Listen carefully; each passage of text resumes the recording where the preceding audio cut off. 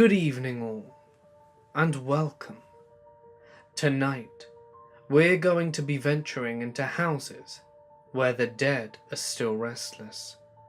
So grab your flashlight and get comfortable, because it's time to let the darkness take control.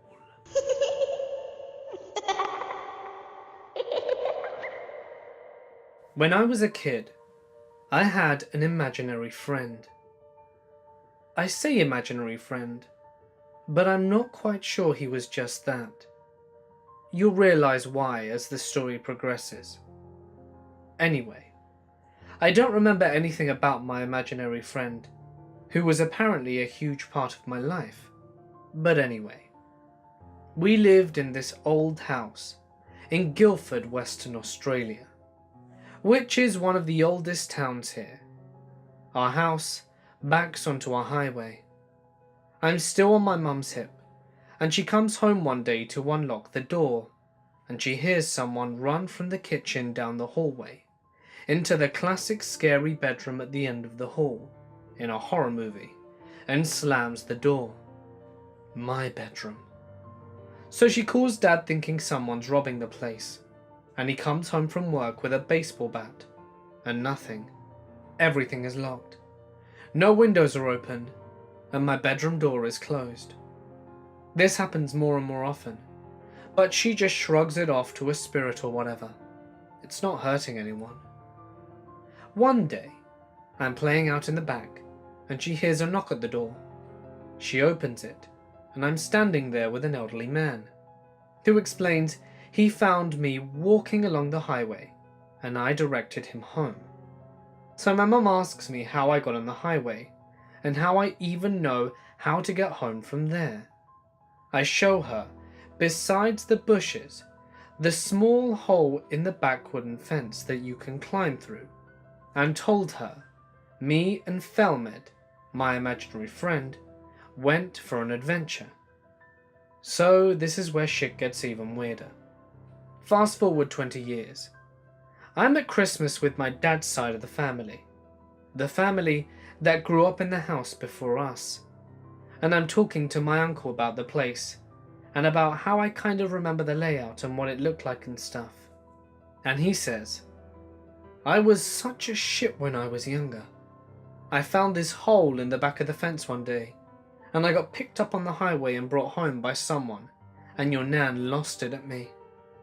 I think this is really weird. What a coincidence. So we talk, and he tells me that he had an imaginary friend when he was younger too. You'll never guess what his name was. This happened to me around 16 years old. Every time I recount this story, I get goosebumps. Just so you're aware, we're not the type of family that believes in ghosts, or gets scared easy. Since I was a kid, I've always been that one guy in the movies that walks towards the danger instead of running from it.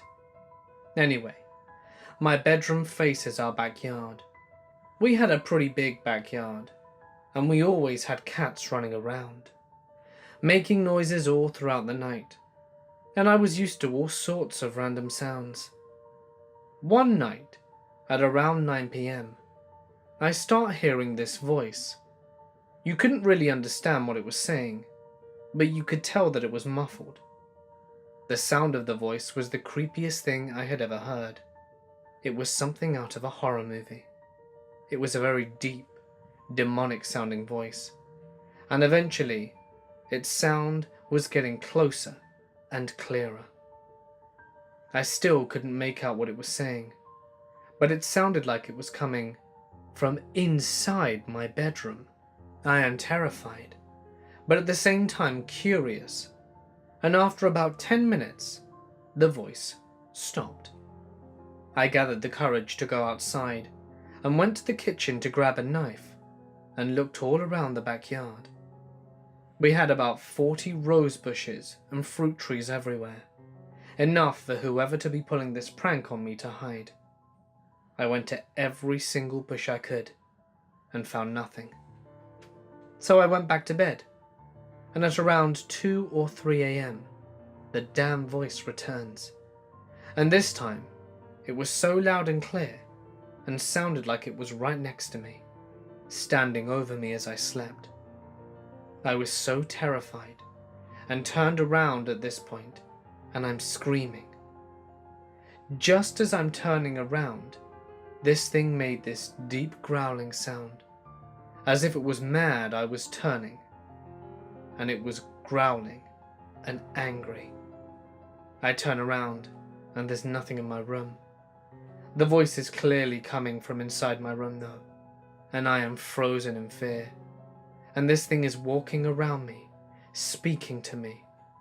Somehow, I knew it was angry, and it didn't want me to move. Eventually, I got out of bed, and this thing was furious. It yelled at me, and I thought I was going to die. I fell to my knees and scampered to the corner of the room, looking out to an empty room, feeling this thing pace around my room. I didn't know for how long I was in the corner, but it felt like hours, and every single time I moved an inch, it growled and made the most weird satanic-like sounds. After what felt like an eternity, I gathered the courage to pick myself up and run to the other side of the house and wake my mother and my mum's husband up. I burst into their room crying and screaming, and I think I broke their bedroom door. They thought someone had broken in because of how hysterical I was, and my mum tried to calm me down, telling 16-year-old me that there's no such thing as ghosts and that I probably had a nightmare. There was no use calming me down. I knew what I heard, and I didn't think I was crazy, and I begged for them to go check my room out. My mum is annoyed by me, and she said she'd sleep in my room with me if that would help. She comes to my room, closes the door, and the second the door closes, that growl/rumble lets out a deep growl again and begins screaming. We were both knocked on the ground, screaming at the top of our lungs, while this invisible thing, whatever it was, made the creepiest demonic sounds I've ever heard in my life. My mother felt it also. That sound was so damn loud, my mum's husband heard it on the other side of the house. He came running into the room, opened the door, and literally dragged us both out of that room and into the living room. He's like, "What the hell was that?"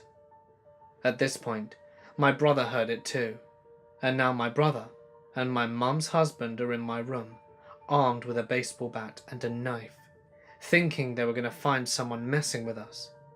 The second they entered the room, the sound stopped, and the room was empty, as always.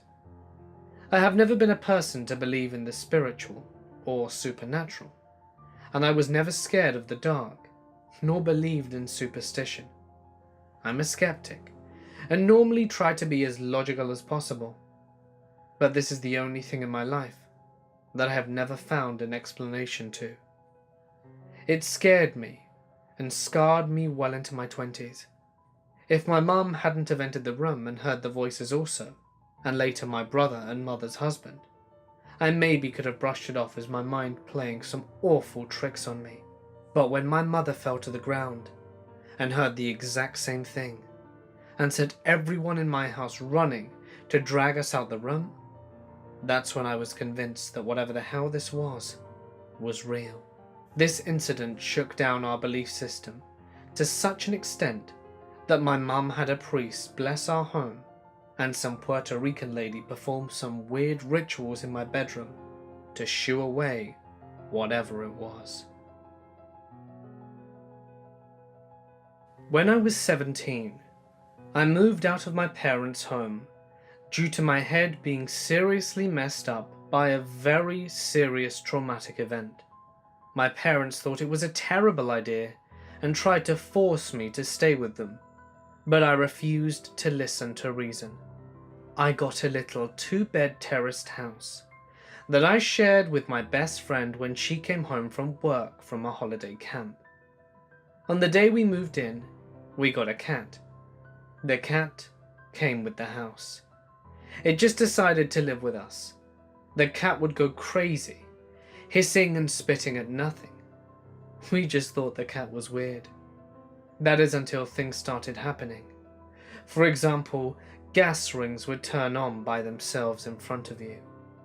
The hi-fi downstairs would turn on by itself. The bath would start filling with water when nobody was home, and we'd come home to find the bathroom flooded. However, the creepiest thing to happen was this. I was home alone. The doors were locked. The windows were closed and locked. I had the radio on in my bedroom while I was running a bath. And as I walked into the bathroom, I heard a little girl's voice say as clear as anything, "Be careful, the water's dangerous." At that precise moment, the tap, or faucet in America, started to really gush, where usually it was just a slow trickle.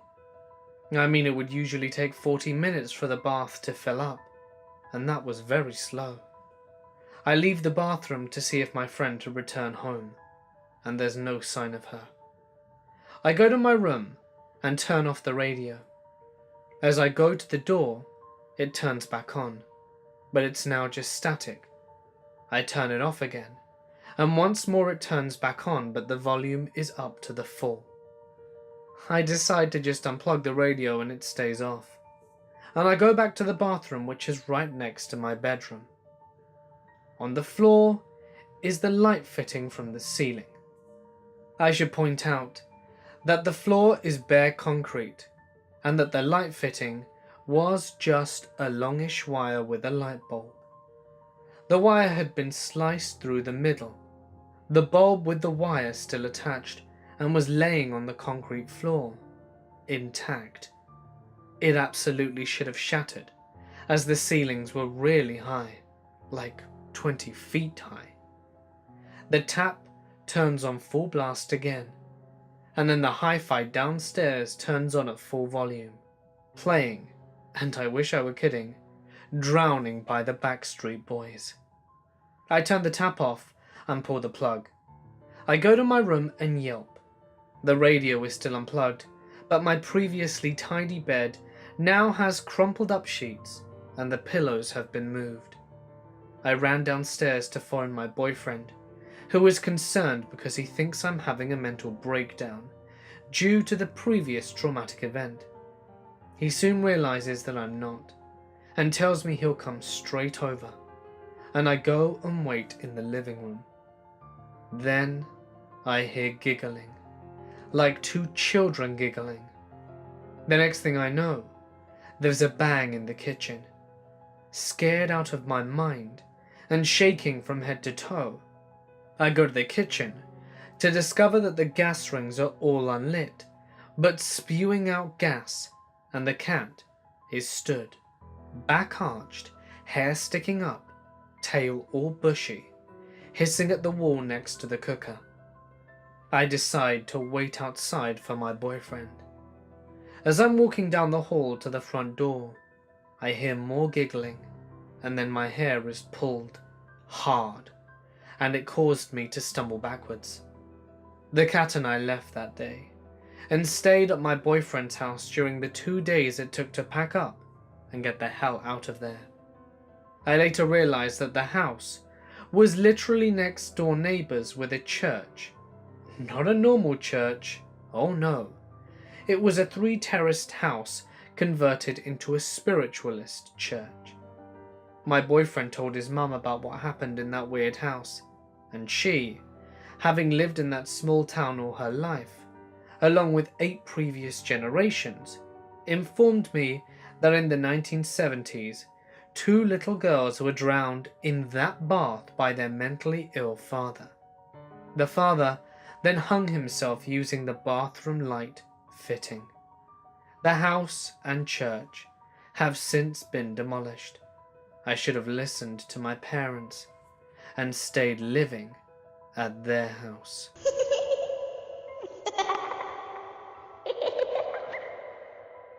I lived in a house built in the 1890s for a few years when I was a kid.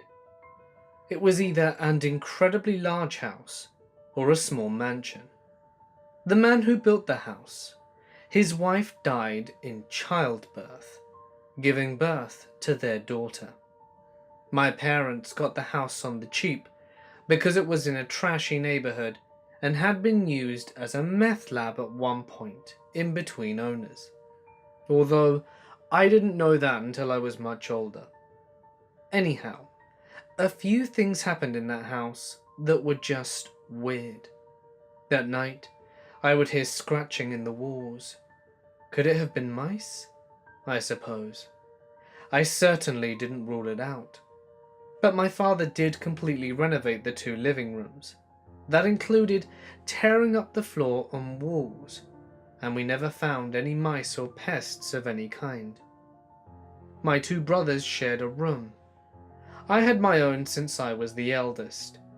In both of our bathrooms, we had this sort of built-in towel cabinet. In my brother's bathroom, the towel cabinet, its drawer, and the sink cabinets would be wide open most mornings. My mother claims that one night I came downstairs late at night while she was watching TV and said I couldn't sleep, and she told me to go to bed. She yelled at me actually, and we had a racquetball sitting in the middle of the floor in the TV room. My mother said about 45 minutes after yelling at me, the ball flung itself from its place on the ground and nearly missed hitting her in the head. She says she went upstairs thinking it was me, but that I was sound asleep. She says she thinks it was the ghost of the woman who died there in childbirth, that she was angry at my mother for not being more nurturing or patient. The layout of the house was very strange too. We had a front door, a side door, and 2 back doors to the house, all of which led outside. My parents' closet was very maze-like, way more closet space than our entire family combined could possibly need, and the closets gave way to a staircase. Directly in front of the staircase was a door leading to our backyard, and perpendicular was a storage closet. My parents would always hide our Christmas and birthday presents in this storage closet, so we would go sneaking around in there that time of the year. Well, any time we would take the stairs in the back to the 2nd floor, we would hear a thud on the door leading outside. This would cause us to run up the stairs and shut the door behind us. As we shut the door behind us, we would hear footsteps running up the stairs and a loud thud on the door you could feel. We would always brace ourselves against the door, expecting someone or something to come out, but it never went beyond that thud. That house scared the hell out of me for the 3 years that we lived there. For a few months, I lived in a government-provided house while working for the Park Service on land that almost certainly used to be a plantation. My housemates told me stories of their blinds flying up in the middle of the night, loud, unexplained noises, but I brushed it off as their imagination until it started happening to me. Doors would open by themselves. I would hear people coming into the house, and when I checked, there was no one there. My garbage can lid opened itself right before my eyes. There were several other witnesses, and my friend heard people talking outside her window when there was no one there. I blamed these on wind. The creepiest things were that my friend in law enforcement came home from an evening shift to see his window partially open with handprints on the window, as if someone was trying to get in. We all lived in a pretty remote area, with the houses right next to each other, and would have definitely noticed unfamiliar headlights. The windows were only cracked a bit, even though it would have been easy to open and get in all the way, which made it even weirder. The strangest thing though was that everyone in the park housing was watching a movie at my house. No one had left the house for the entire time, and at the end of the night, I looked outside and my deck chairs had been taking 50 feet off the deck and moved into a circle around a big tree in my yard. No one heard anything, saw anyone moving them through the windows, or had any explanation. None of us slept well the rest of the time we were there. My wife and I were dating and decided to move in together. We were excited to get our own apartment in South Florida and rented a suburban townhouse with our 2 dogs. Things were awesome at first. The place was sunny and breezy, with a fenced yard, and for the first part of the year, the doors and windows were always almost open. Summer started rolling in, with hot, heavy days and thunderstorms. We had to retreat inside the comfort of the AC, and things started to go south. We could feel it. The house started to feel oppressive. We started talking to each other less. Most of our conversations were single-word exchanges. We weren't mad exactly. We just both felt exhausted as soon as we would walk through the door. Then the dogs stopped going upstairs. Until this point, they'd slept in our room without issue. One day, they just refused. There hadn't been any event or trauma. They both flatly would not go upstairs. Shortly after that point, I was doing something upstairs and noticed the door frame to the bedroom was nailed together with finishing nails, as in it had previously been shattered and the pieces were nailed back together.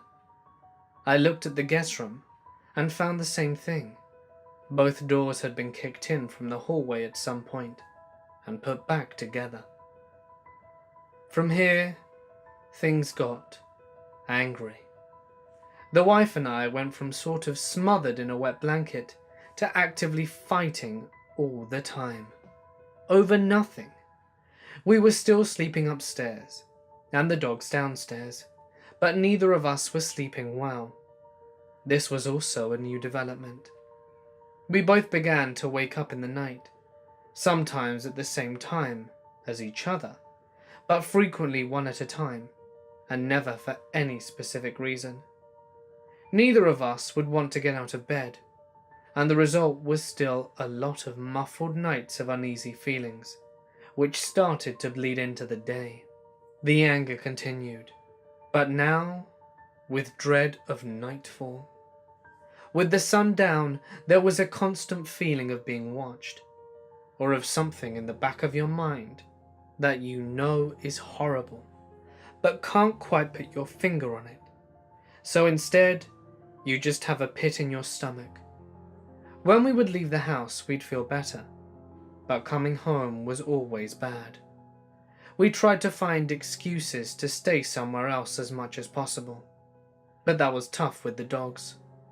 Several times we had weekends out that were wonderful and cheerful, only to return to the townhouse and immediately start fighting.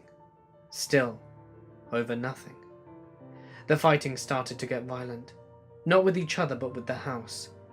Dishes were broken on the floor, glasses thrown against walls, doors slammed hard enough to knock pictures free from frames. It was from both sides. Both of us were the aggressors. It was bananas. I woke up one night to find a young African-American boy in the bed. He was probably 6 or 7, dressed in jeans and a red shirt. And when I sat up, he also sat up, and then he vanished. At this point, neither the wife or I were sleeping much, so I chalked it up to that. However, it was the impetus to sit down and talk about whatever was happening to us. It was the first time either of us acknowledged that something may be up with the townhouse. We agreed to try sleeping downstairs that night, and both managed to get a bit more sleep. The sense of dread was still there, but less on the floor of the living room. It may have just been that the doors were in sight, so an easy exit was possible. I honestly don't know.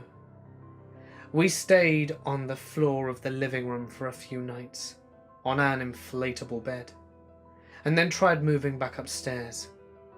We both lasted about 45 minutes before we agreed that something was up. We moved the actual mattress downstairs and started looking for a new apartment. But we still had 6 months on the lease and no money in the bank. It took us 2 months to find a new place, at which point the old house was so unbearable, we moved in immediately and paid double rent, maxing out the credit cards. It is so hard to explain the foregoing without sounding campy or melodramatic. A lot of creepy stories of haunted houses revolve around perception of events, seeing something, hearing noises, funny smells. This was something that was so quiet and creeping, and built so slowly that I'm still not sure what happened, other than there was an actual emotional effect from being in the house, and it was terrible. After moving out, we did get a call from the people who moved in after us. They got our number from the neighbour and asked some vague questions about the house, and we were pretty candid that we did not like the vibes, but sort of left it at that. A few months later, we heard from the same neighbour that the new tenants had also moved out, with no notice, and the landlord was looking for them. I was pet sitting for a client that goes to the vet clinic I worked at. I was to stay overnight and basically just live there while they were gone. No big deal. I pet sit on a regular basis. This was the first time I stayed at their house, and it was a very big and definitely nice house. The owner was a surgeon, and the day went by fine, and then night came. I was told to sleep upstairs with the lab. When it was time for bed, she did not want to go upstairs. She had her tail in between her legs and was whining. This had made me a little nervous, since she normally sleep upstairs with the owners. After 5 minutes of trying, I finally get her up. I went to the bedroom and climbed in bed. Obviously, it's common for houses to creak and whatnot at night, so when pet sitting, I always look to the dogs to see if they're nervous, if it's a normal house noise or not, and to see if they're disturbed. She isn't. Lights go out, and the dog after was pacing like crazy. And then the shadows appeared under the door, constantly moving, and definitely not the dog's or mine. They didn't have any other pets, so this worried me, but I dismissed it. Then it sounded like a moving team was working in the room next to mine. It literally sounded like the entire room was being rearranged. Dressers dragging across the floor and slamming into the walls, causing them to shake, and lots of dragging and screeching noises. I never had the nerve to open the door to this room, so I'm not positive what was making the noise. Now the dog started whining, cowering, and wouldn't stop looking from me to the door. At this point I'm now scared, and contemplating making a mad dash downstairs. I built up the courage to open my bedroom door after 20 minutes of constant dragging, crashing and screeching, and dashed down the stairs, dog at my feet. All the noises I heard stopped, and the whole house is quiet. I got to the outside door, which was a pain because it sticks and was hard to open. Then to close it, you have to slam it shut or it doesn't latch. I opened it and got outside with the dog. I turned around to slam the door shut, and before I reached the handle, the door slams in my face. The next morning, I returned with the dog to feed her breakfast. I went in through the attached garage, and all is fine in the house. While the dog was eating, I decided to go outside and get the mail. I returned to the garage door, which was locked, and I had left it unlocked. I had the front door key in my car and could enter. Needless to say, I didn't stay there again. My father owned a house in Florida for a while. I was a poor young adult, just out of college at the time, and I couldn't afford to go down there usually. But we made a deal that I would fly down on his dime if I cleaned the house thoroughly after the winter renters left. The plan was to stay for a week. My sister was coming for a couple of days after I arrived, and left before I did. So I had a couple of days on my own in the house before she arrived, and one night alone after she left. When I arrived, I decided to start cleaning in the back, master bedroom, and work my way towards the front of the house. 2 bedrooms, 2 bathrooms. Master bedroom was down a long hallway removed from the rest of the house. I walk into the bedroom, and there was blood on the pillows and down the side of the bed. It looked like someone had had a very bad nosebleed.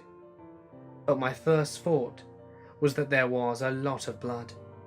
It was gross, but I wasn't scared. I was just like, great, how am I going to clean that up? So I went into the master bath and started scrubbing the floors, hands and knees. All of a sudden, I get completely overwhelmed with the sense of something big and evil lurking behind me in the door. I don't know how to describe it, except that it was just this sense of absolute dread and panic. I dropped what I was doing and left the room. It took me a while to calm down and not feel frightened, but after a couple of hours, I did.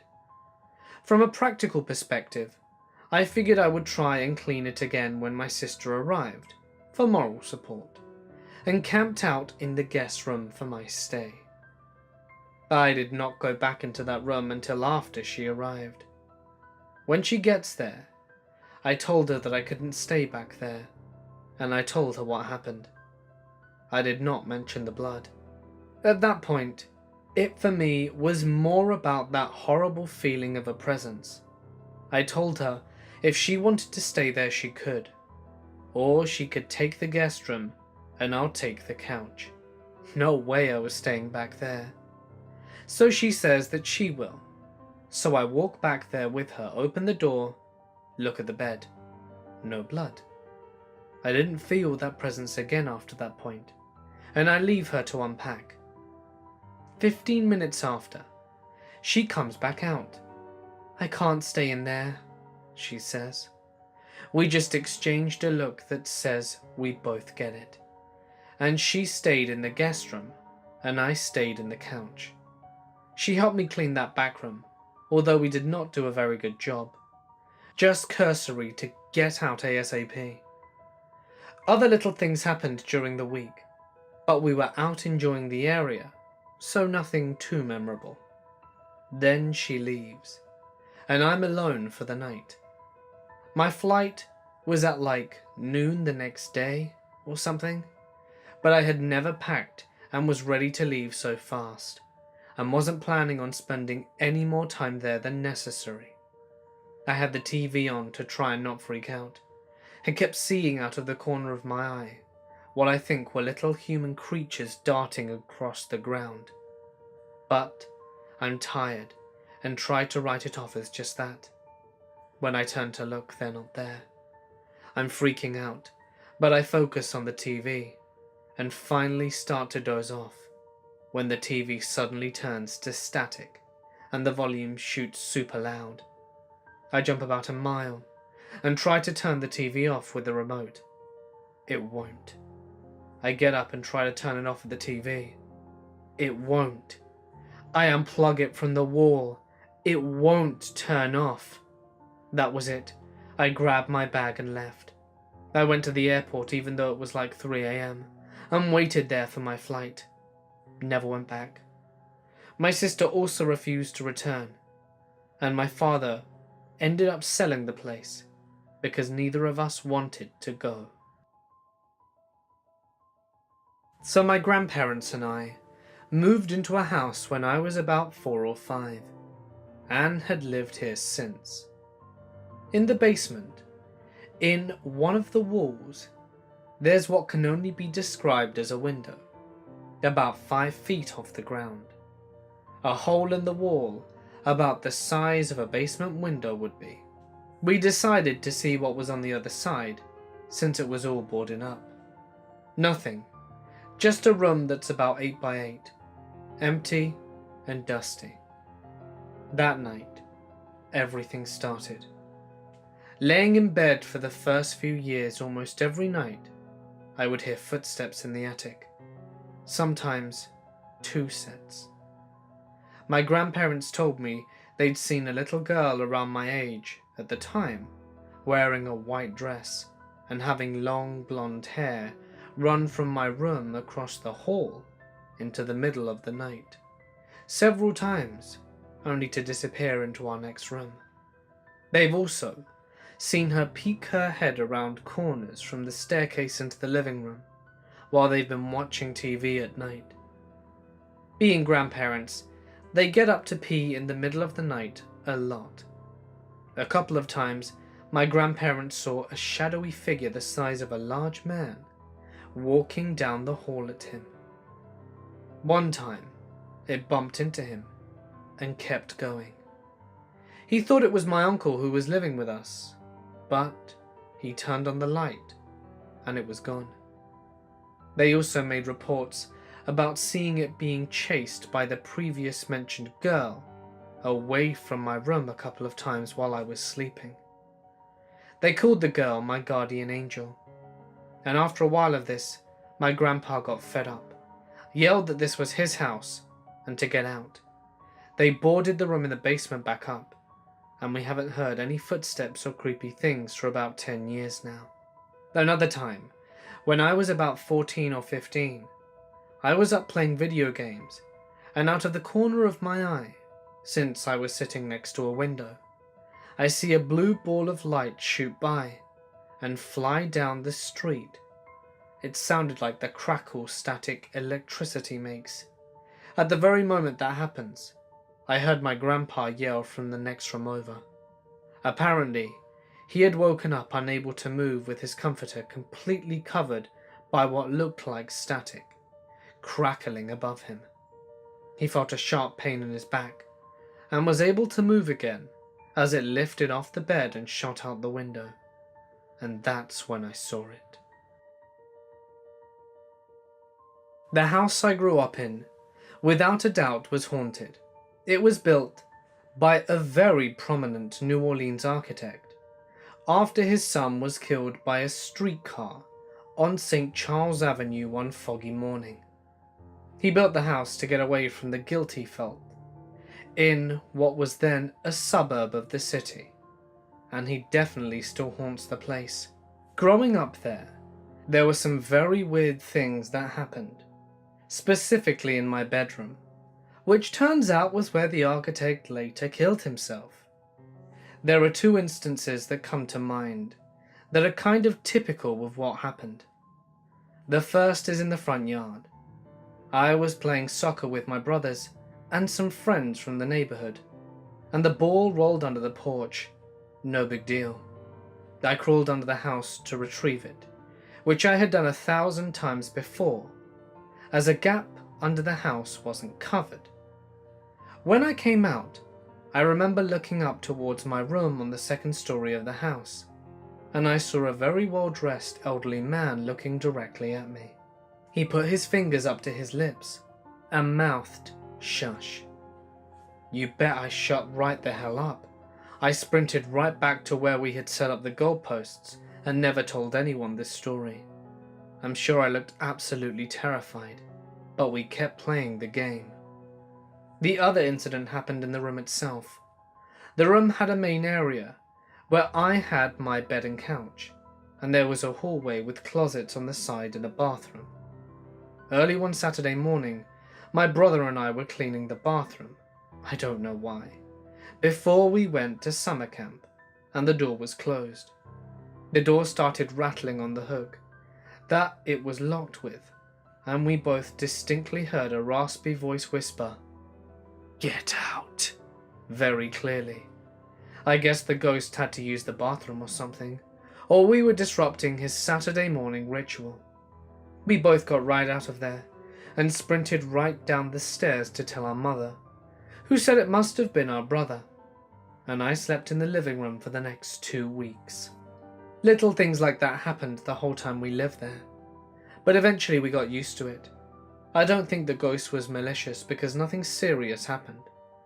We were around the same age as his son when he died, when the activity reached its peak, which is honestly really scary and sad to look back on. I'm not really the type to believe in ghosts, but this house convinced me. My family lived in a 1940s house for about 10 years. It wasn't in the best neighborhood, so it wasn't uncommon to feel like someone was watching you. Really, we should have invested in better curtains. It always had a creepy vibe, but it was peaceful for about 3 years. I didn't sleep well in my own room. It always had a creepy vibe, but it was peaceful for about 3 years.